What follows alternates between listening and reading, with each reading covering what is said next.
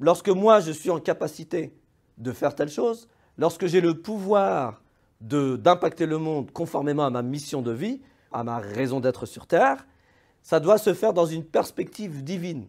Il ne s'agit pas d'utiliser ce pouvoir de transformation dans une perspective qui ne serait pas divine, qui serait plutôt une perspective de destruction, de chaos, de désordre, de négation de la vie.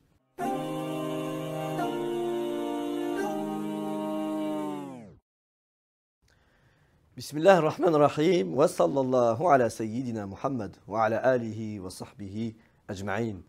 On peut lire dans le Coran, dans la première surah du Coran, Alhamdulillahi Rabbi al-Alamin, qui est traduit habituellement par la louange appartient à Allah ou est à Allah, Seigneur de l'univers.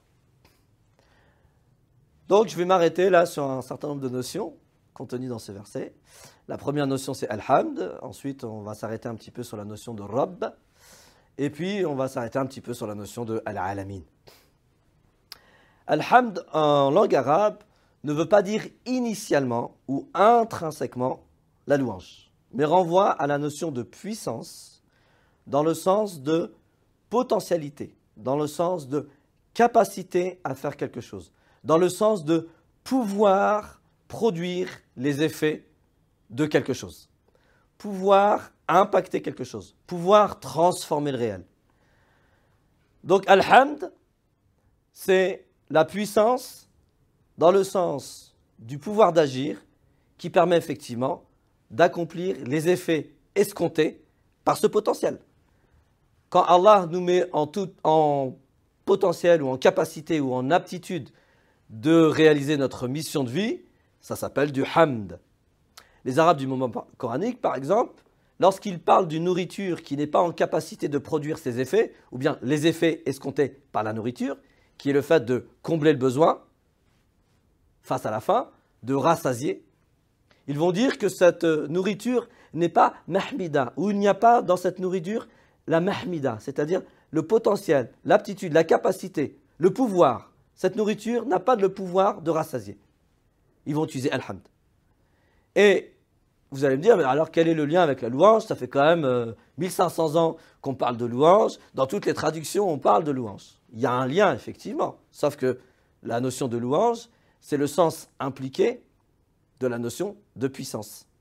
Quand est-ce qu'on peut être amené à faire les louanges d'un être? Et je rappelle que louanger quelqu'un, c'est proclamer ses attributs, ses qualités de beauté, de magnificence, de perfection, de grandeur. Ce qui nous fait louanger une personne, c'est parce que nous sommes en admiration devant elle. Et pourquoi nous sommes en admiration devant elle? Parce qu'elle a mis en œuvre son potentiel. Elle a mis en œuvre toute sa puissance. Elle a manifesté tout son pouvoir d'agir et de transformation du monde. Sans cela, il n'y a aucune raison de louanger, c'est-à-dire de proclamer les attributs de perfection, de beauté, de magnificence, de sublimité d'un être. Tant qu'on n'a pas vu de quoi il était capable, on n'a pas de raison, je dirais, rationnelle, on n'a pas de raison tangible pour lesquelles on serait amené à le louanger. Donc la louange, vous voyez bien que c'est une conséquence de la puissance et non pas le sens intrinsèque du mot hamida en langue arabe ou bien du mot alhamd. Donc quand Allah dit alhamdulillahi rabbil alamin, en réalité il s'adresse aux humains en disant que la toute puissance qu'Allah a mis chez les êtres humains, elle est initialement mise à disposition des humains dans l'objectif du divin. C'est-à-dire que lorsque moi je suis en capacité de faire telle chose, lorsque j'ai le pouvoir d'impacter le monde conformément à ma mission de vie, conformément à ma raison d'être sur Terre, ça doit se faire dans une perspective divine. Il ne s'agit pas d'utiliser ce pouvoir de transformation dans une perspective qui ne serait pas divine, qui serait plutôt une perspective de destruction, de chaos, de désordre, de négation de la vie.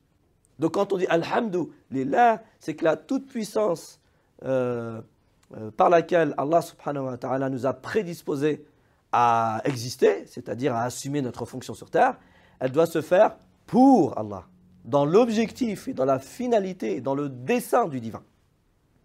Sous-entendu, conformément à la volonté divine. Ensuite, on a Rabbi al-Alamin. Et le mot Rabb, en langue arabe, renvoie à plusieurs notions. Il y a la notion de propriété, il y a la notion d'autorité. Lorsque une personne est propriétaire d'un objet, on peut dire de cette personne qu'elle est Rabbu al-Shay. Rabbu, le Rabb de la chose. Pourquoi? Parce que la chose est sa propriété.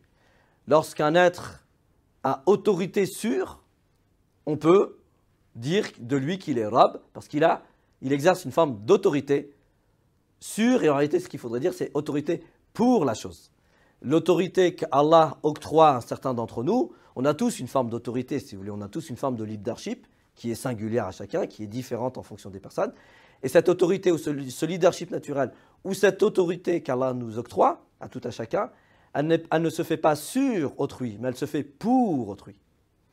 Donc ça, c'est la deuxième notion qu'on a dans le mot Rabb, la notion d'autorité.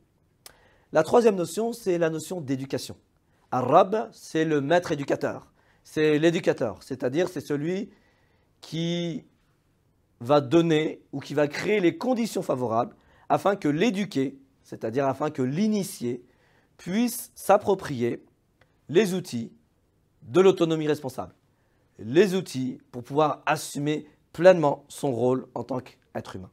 Et enfin, le quatrième sens que l'on a dans la racine rababa, du mot Rabb, c'est la notion de restauration.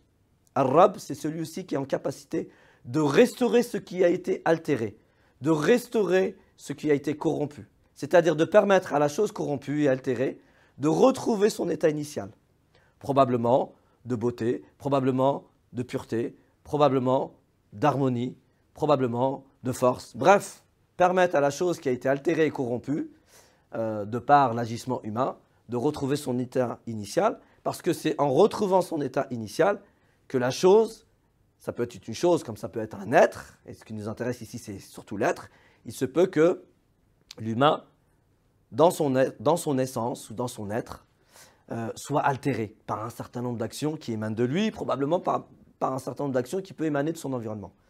Et dans ce cas-là, effectivement, on a besoin d'un Rabb, c'est-à-dire on a besoin de quelqu'un qui va restaurer notre état initial. Donc, quand on dit Rabbu al-Alamin, ou bien Rabbi al-Alamin, ici dans Surat al-Fatiha, on est en train de parler de la notion de maître. Le maître, c'est celui qui a propriété, c'est celui qui est propriétaire, qui a autorité, qui est en capacité d'éduquer et qui est en capacité de restaurer l'état initial de qui? De l'être humain. Donc quand on dit qu'Allah c'est notre Rabb, c'est notre maître, parce qu'effectivement nous lui appartenons. C'est lui qui a une autorité sur et pour nous. C'est lui qui nous éduque en réalité, c'est lui notre maître éducateur, et c'est lui qui est en capacité de nous restaurer. Et Al-Alamin, pour faire rapidement, ça ne veut pas dire l'univers.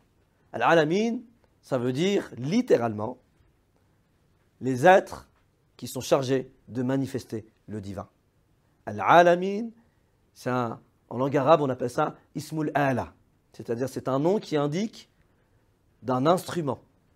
Et dans un verset que nous avons déjà eu l'occasion d'aborder, dans lequel nous disions que Al-Ibada, c'est le fait de se faire la main de l'œuvre du divin ou être son instrument, il s'agit du même sens.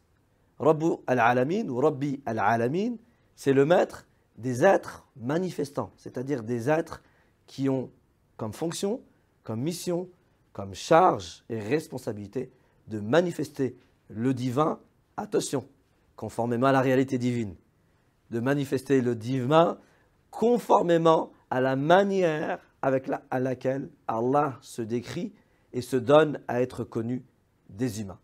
Donc, Alhamdulillah Rabbul Alamin, j'aurais tendance à plutôt le traduire, la toute-puissance est pour Allah, maître des êtres manifestants.